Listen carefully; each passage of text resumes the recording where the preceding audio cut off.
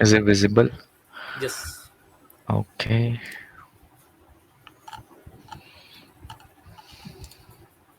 Yeah, just maximize it for a while.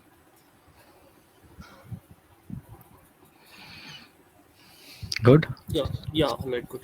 So, welcome everyone to MuleSoft Mysore Meetup group. So, today we have the topic HL integration with MuleSoft. So, can you move to the next slide? And Yep. thanks everyone for joining. Yeah. Next slide. Yeah. So, before we continue with the presentation, some safe harbor statement like both the speaker and the host are organizing this meetup in individual capacity. Okay, we are not representing our companies here and strictly for learning purpose. All right, next slide. So some housekeeping rules. We are recording this meetup. Okay, so if you want to revisit it, you can just visit our YouTube page or the meetup page. Okay, and questions you can ask at any time. Feel free. Okay, next slide. Yeah, so today we have two organizers. Giri is not here due to some issues, and I will introduce myself. Like I'm working as a professional integration developer in Millennium. I'm a MuleSoft ambassador. That's all. Over to you. Yep. Yeah. Yeah. Thank you, Shubham. So, hey everyone, my name is Jaikishan Didwania, and currently I'm working as an integration consultant at Horizontal, and I have 2+ years of experience in integration, and my knowledge spans across the MuleSoft as well as Salesforce Marketing Cloud development. So yeah, this is all about me, and in today's session, we are going to cover the HL7. So in this, we will cover like what is HL7, how does HL7 work in healthcare, like why does healthcare need HL7, and then we will see like what are the types of HL7 messages that we have currently in MuleSoft processing. Then we will have a short demo followed by some question and answers. Yep, this is it about the today's agenda. So I think we can start, right, Shubham? Yeah. Can you maximize this slide? Is it possible? Like we can just hide this This right side. one. Yeah. Um,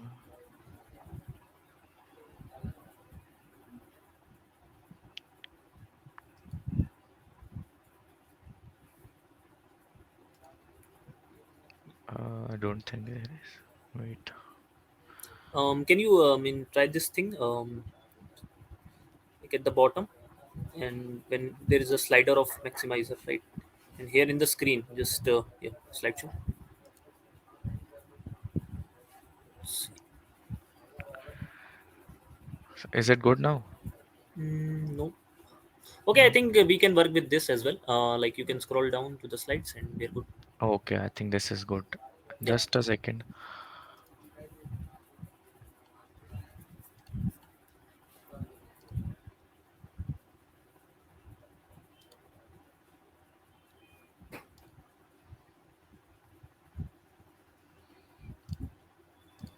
Yep. Yeah.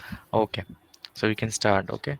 So let's start with like what is HL7 basically. So health level 7. HL7 stands for health level 7, and it is a set of standard that define like how the medical information is collected, processed, and exchanged. So it was developed by HL7 International, which is an organization, which is a non-profit organization, which is dedicated to providing a comprehensive framework which is related to the HL7. And this HL7, it is a universal healthcare IT language spoken by most of the world. And HL7 is supported by more than 1600 members from 50 countries, including 500 plus corporate members representing healthcare providers, government stakeholders, payers, pharmaceutical companies, vendors, suppliers, and consulting firms. So the main goal of HL7 is to enhance the interoperability between healthcare information systems, HIS, so that implements it. And here we have the most essential HL7 standards, which are HL7 V2, HL7 V3. So HL7 V2 is like version 2, V3 is version 3. Then we have HL7 CDA, HL7 CCD, HL7 HER, then HL7 FHIR, which is the recent version of HL7. So in HL7 V2, we have It is like HL7V 2.x. So it supports data variation by allowing optional fields and additional message segments, and it is backward compatible. So if you use HL7 version 2.8, a message from HL7 version 2.8, and you try to use it in HL7 version 2.1, so it will not throw any kind of error, and it will run as it is. But this is not the case of HL7 V3. Let me tell you about like what is HL7 V3 first. So HL7 V3 is an upgrade of HL7 V2. The main aim was to be to make a version which is more consistent, which is more formally structured. So it added more functionality to HL7 version 2.x, including some tools as well as some planning, etc. And but the problem is it is not being widely adopted. Why? Because it is not backward compatible. Then we have HL7 FHIR. FHIR stands for Fast Healthcare Interoperability Resources. So FHIR implements functionality from both HL7 V2 and HL7 V3. It leverages the use of web services. The main key differentiator here is uses the it leverages the use of web services. So the original standards HL7 V2 V3, they are not configured to work well with the non-clinical applications and like mobile devices. So FHIR based APIs, it allows the HL7 messages to be exchanged with non-clinical applications.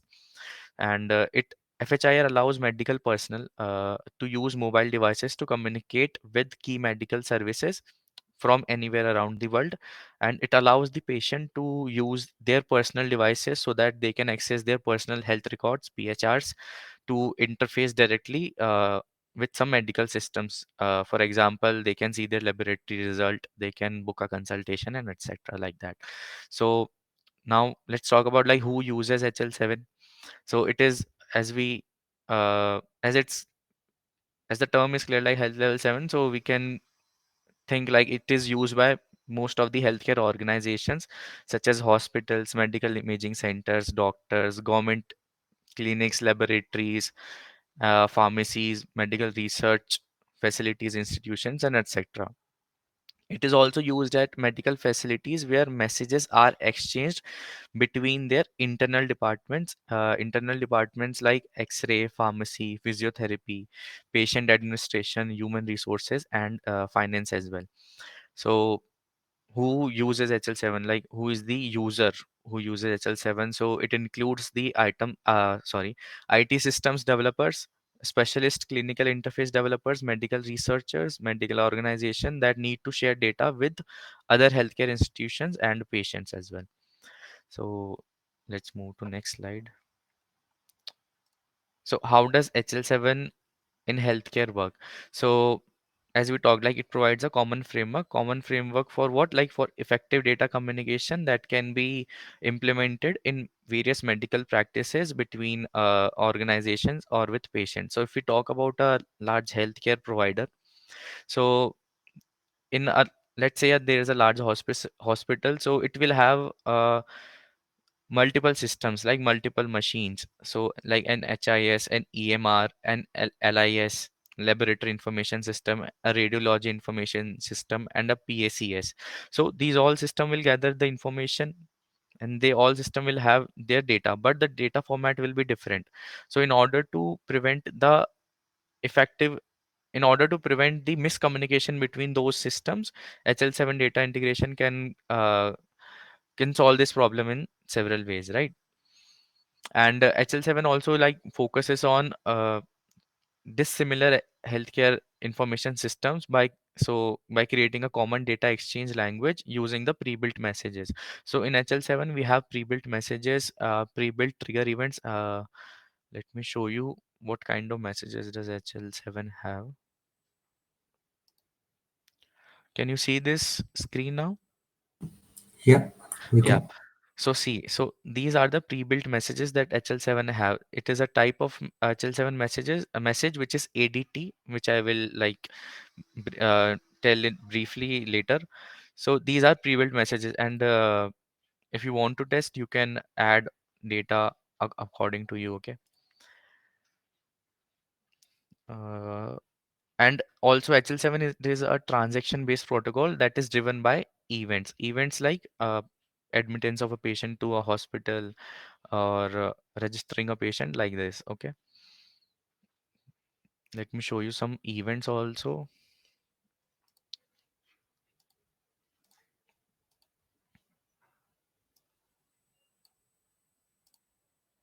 Hmm. Can you see this screen? Can you all? Yep. Yep. Okay. So see, so these are the types of trigger events that HL7 has. So in my use case, I'm using this ADT A04, which is used to register a patient. So if I click on this event, you will see there are lots of segments present here, right? And the message that I showed you recently, it has the segments, right? So this will hold the data.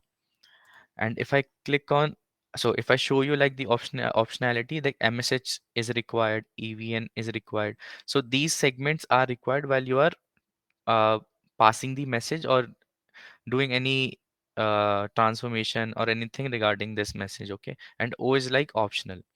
So if I click on this PID, you will see there are lots of fields in PID which determines the patient details like patient name, mother's maiden name, their DOB, etc. And they, all these fields have their own data type, own length and optionality. So everything here is fixed. You just have to implement it in as per your need. Okay.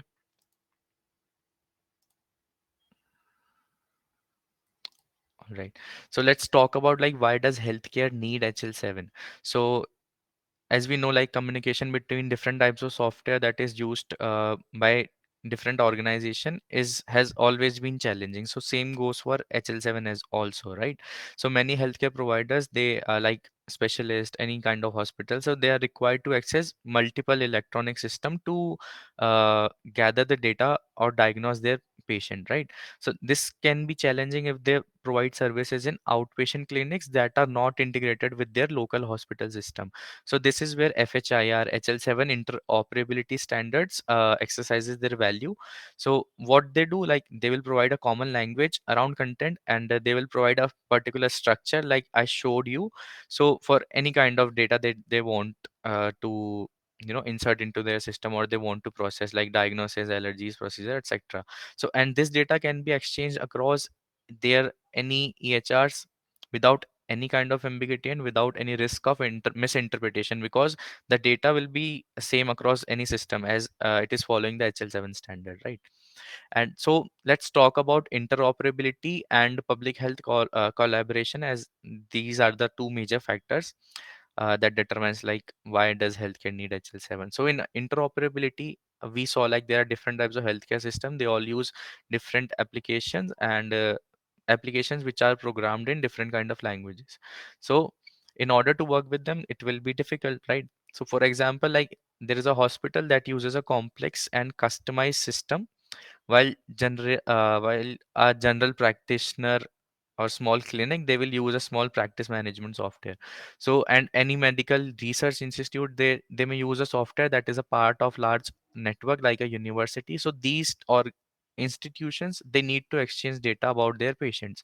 So here the goal of HL7 will be to enable these healthier organization or institutions to create a uniform data that can be uh, retrieved, that can be used in their own systems with a with a particular authorization. So interoperability between healthcare organization, it necessitates that the interface between these different systems, they use a common protocol like HL7. Okay. And if I'm like going too fast, you can stop me. All right.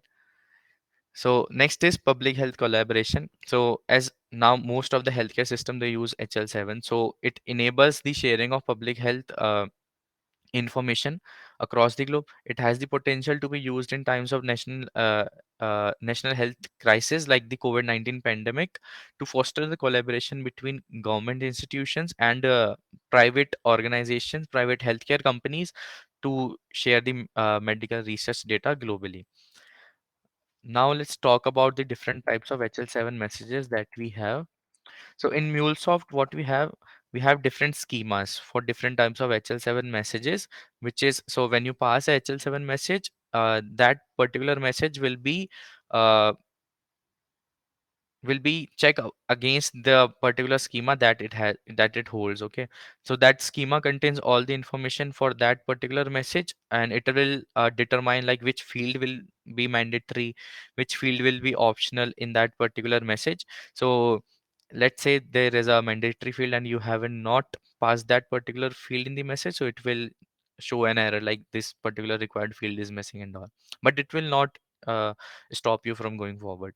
So these are the messages example, like ACK is for general acknowledgement, ADT is for patient admit, discharge and transfer, BAR is for add or change billing account, DFT is for detailed financial transaction, MDM is medical document management, and so on. Like these are the total messages that we have in HL7 in HL7 message processing that we use in MuleSoft.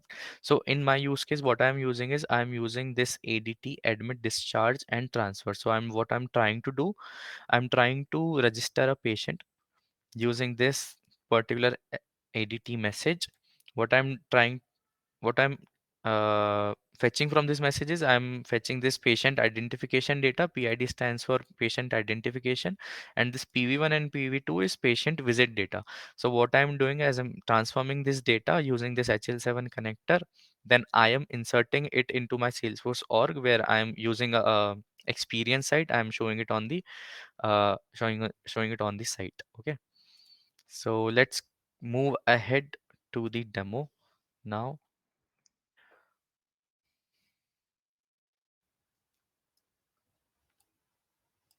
So is this studio visible to all? Yep. Yep. Okay. So see, in MuleSoft, we have this HL7 EDI connector, which has basically two operation. First one is read and other one is write. So in read, it will read the message that is passed to this connector, and write, it will write a message. So what I'm doing is I am basically reading this payload, which I'm passing using this postman. And if you see in this HL7 config,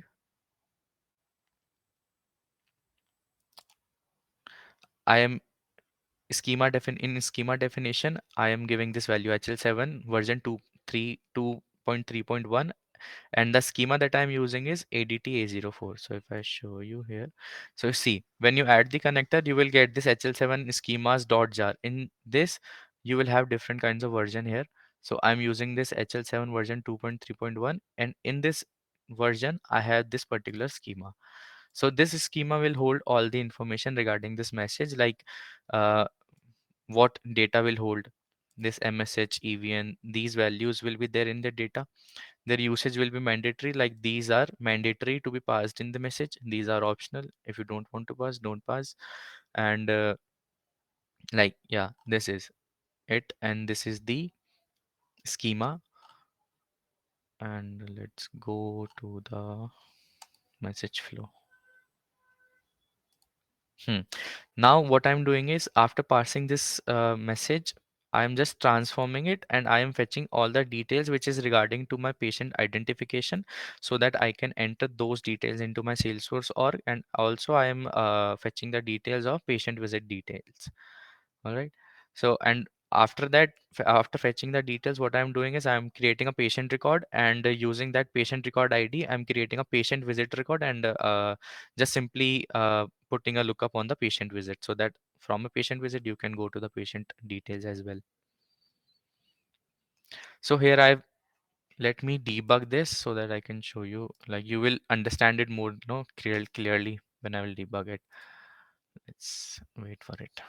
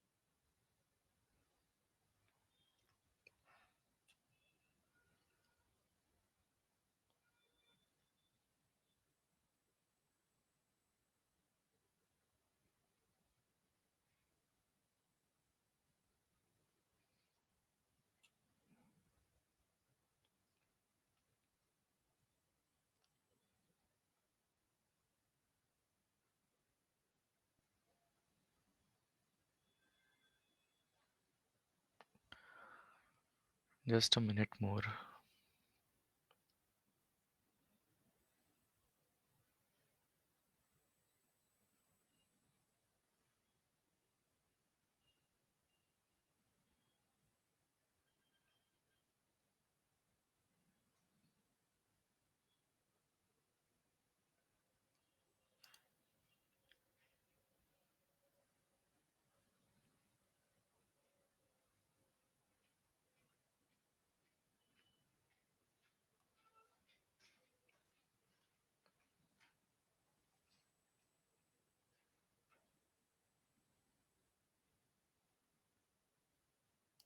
So till the time like we will prepare our payload. Let me give some name here.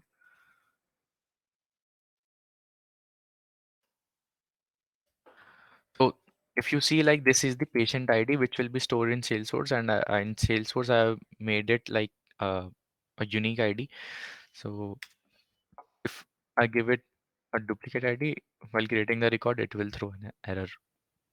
Yep, this is good. And this PV1 it also needs a ID primary key. Okay, so our payload is ready. Let's see if it has deployed or not.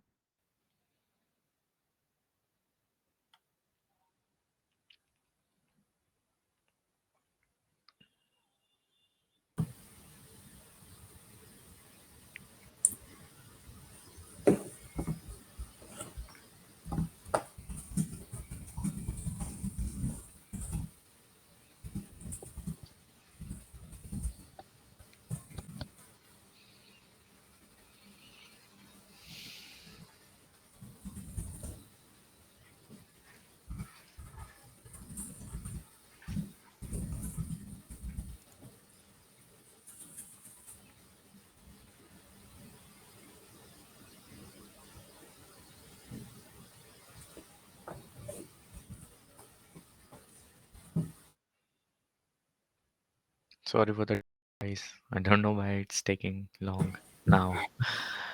No, that's okay.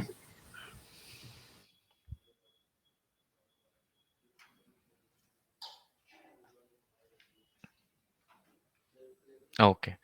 Okay, so now it's deployed. Let's pass this message. This is a patient admission message. Okay, so let's send it. Okay, so in payload we can see we have received this message. Now what this HL7 connector will do, it will parse this message against the schema that I have configured in this particular connector. So if I go to the next step, okay, you see the payload, it has been parsed and the details are here. It is showing me some error also, like some particular required field is missing, but whatever fields it got, like it has transformed that also, transform that only. Okay, if I click on this data, we require this data part. Other we don't have to bother about. So if I expand this, you can see in data we have this ADT-A04, like our message is of type ADT-A04. In this ADT-A04 we have our data. So what I'm trying to do is I'm transforming this PID information as and this PV1 information. So in PID we have this PID 05, PID 16, PID 13. So this is the information that we got from our message, like that contains or that holds the particular data that we want, right? So if I show you like PID 05, so PID 05 is basically this is the PID. PID 5 is the patient name. If I click on it, you will see in this we have this data type XPN. So here in PID you got XPN. This is the data type, and at second position the name is Shubham. So at second position the given name is Shubham. We got our name. And XPN is the data type, and XPN 01 it is the family name and prefix. If I click on it, you will see we have more information here. Like data type is FN. Data type is FN, and first position we have this surname. Sorry, I said the family name we got. So we got like our whole name. So like this, we can transform our message. If you see, we have lots of information moving forward like PID 16. So PID 16 is basically our marital status. So here you are getting the data. Data type is CE. It has a table, and against the table values are mapped, like A stands for separated, D stands for divorced, M stands for married, and so on. So according to our message, what we are getting is CE002. This is the table, and the identifier is S. So the value will be S single. In PID03, we have this message. PID03 stands for patient identifier list. In this, of we are having this assigning facility, identifier type code, and all. And in my transform message, what I am doing in next step is, so this way you can see like at which particular position what data you are getting, so you can use it to transform. So how I'm transforming it is, you can see this.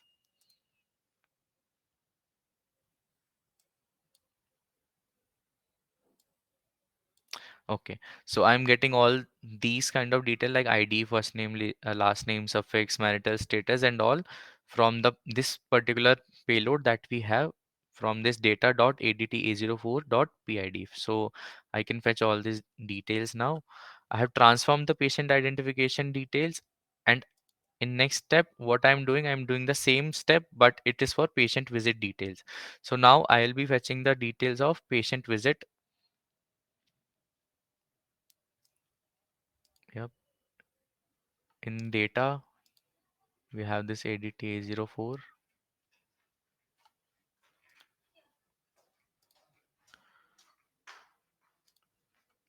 and from here I'm fetching the details of patient visit.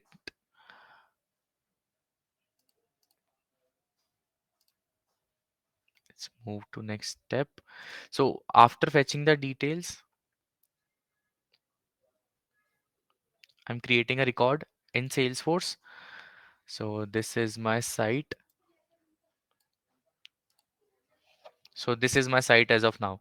I have a tab and patient visit tab. So in patient tab, you will see all the patient records, and in patient visit, you will see the patient visit record, which will hold the data of like uh, doctor, referred doctor, the doctor ID, and all. And in this patient visit, I have created a lookup using MuleSoft also. Like this is the particular patient which is admitted. So let's move forward with the demo.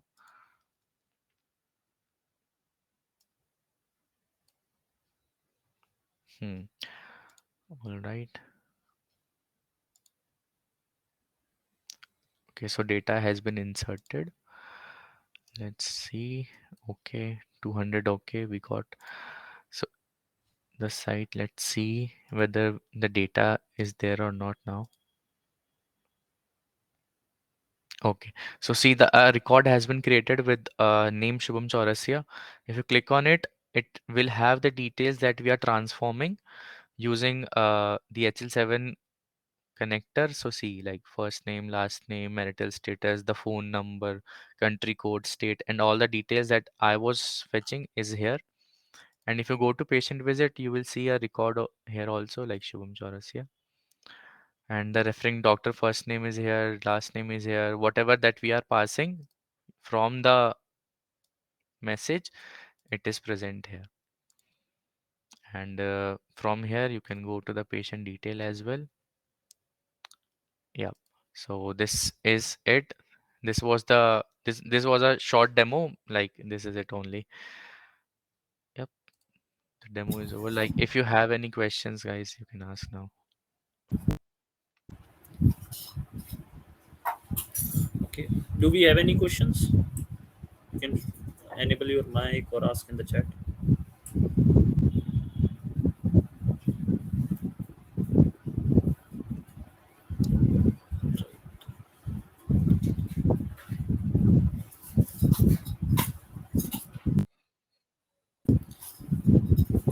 Okay, we'll wait for 1 minute for the questions. Yeah, sure. After that, we'll wrap up. Okay, we have one question from Kalyani. Can you show me how to add schema in connector config? Yeah, sure. Let me share my screen again.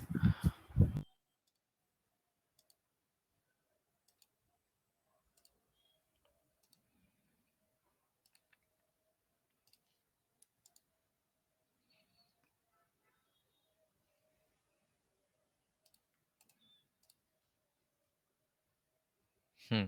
Okay, so when you will add this connector, all you have to do is add a configuration,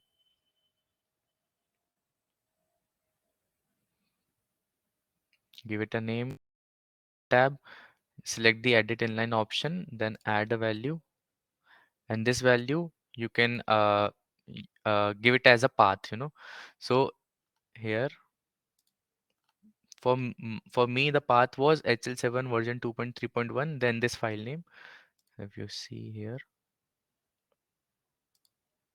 the HL7 version, you can give the version and then you can specify the file name that you are using for the schema.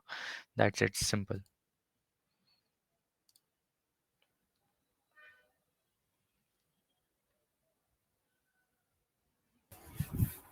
Does that answer your question, Kalyani? And we have one more question from Arun. Like at logger after HL7, we saw hash map format. Did you convert to application slash Java before converting to JSON? Uh, this logger, are you talking about this logger? Yeah, that's the one. So what was Okay. the question? Okay. When you debug, we saw the hash map link, right? Yeah, Jay. So I yeah. thought you are just doing application slash Java before at this step. So I thought to see just the payload what you're doing, but you're just passing a message which is HL7 transmission Yeah, success. yeah. I'm just passing a message, then it will automatically transform. Then here on this transform message component, I'm transforming it in JSON format. Okay. Okay. Do you mind showing up the Salesforce connectors as well? I just want to see the Yeah, query. Yeah, yeah, yeah, yeah. the Sure, query. sure, sure. Yeah. So these are the field API name and the values that I'm getting from previous transform message is this, and yeah, this is here the transform message is Java. I Okay. like output application is Java. Okay. May I ask you, this is a basic authentication, right? With Salesforce, like Yeah, token and it's all that. yeah, Okay. it's a basic authentication. Yes, And all these are system APIs in this case, in this use yes, case. Okay. yes, yes. Yeah.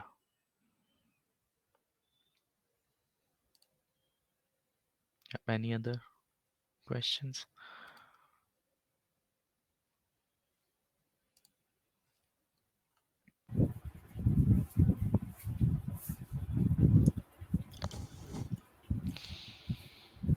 Do we have any Yeah. question? Thank you, Arun.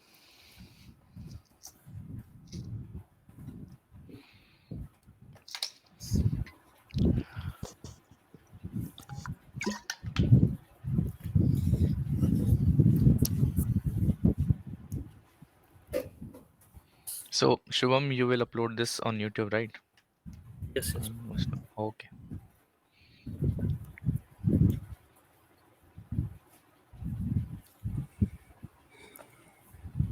All right. I think if we do not have any questions, we can wrap it up. Yep. Yeah. Thank you, Shruti. Thank you, Kalyani.